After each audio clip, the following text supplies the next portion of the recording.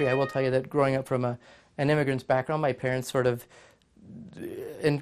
really focused on Shafik, go get an education, go get your degree. So, they said, my dad's an accountant, my mother's an accountant. They figured, medicine was good, but I didn't have the smarts for medicine, so I was going to get into the financial services industry.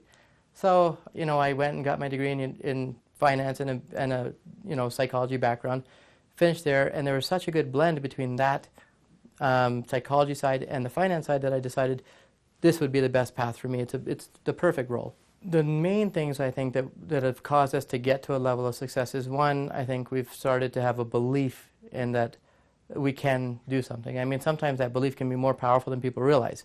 There's this fear of failure that people have, but there's also a fear of success. And so one of the things we've had is overcoming that fear.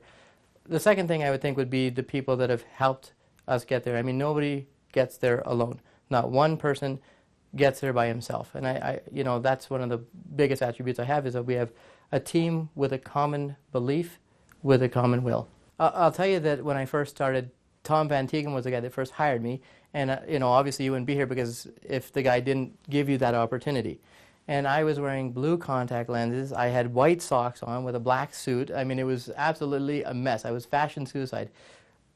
But Tom gave me the opportunity, and he molded me, and he talked to me about attributes that really define success. And it's more than just hard work smart. It's about character, and it's about how you define yourself, and it's about doing the right thing.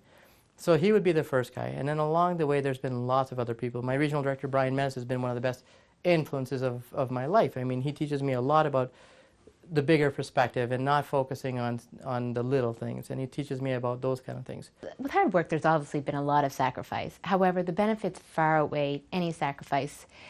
I would say the biggest benefit that I really love with IG is that it has such a unique culture. I've never been involved with a company that really takes the time and the effort to incorporate the spouse.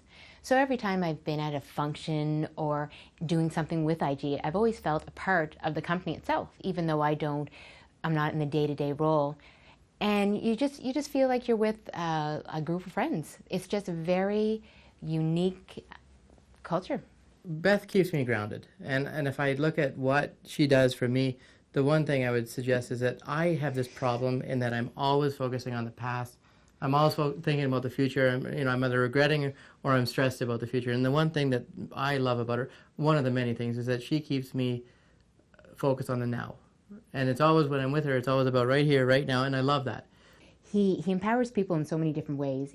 He empowers people by kind of teaching them to be resourceful. He empowers people by holding them to high expectations.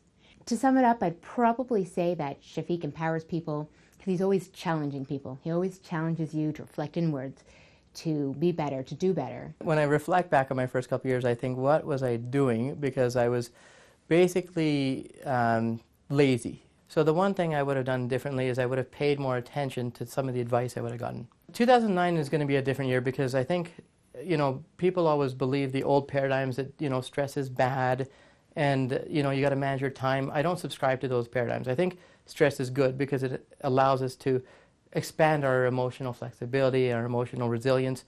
I don't think we need to manage our time. We need to manage our energy.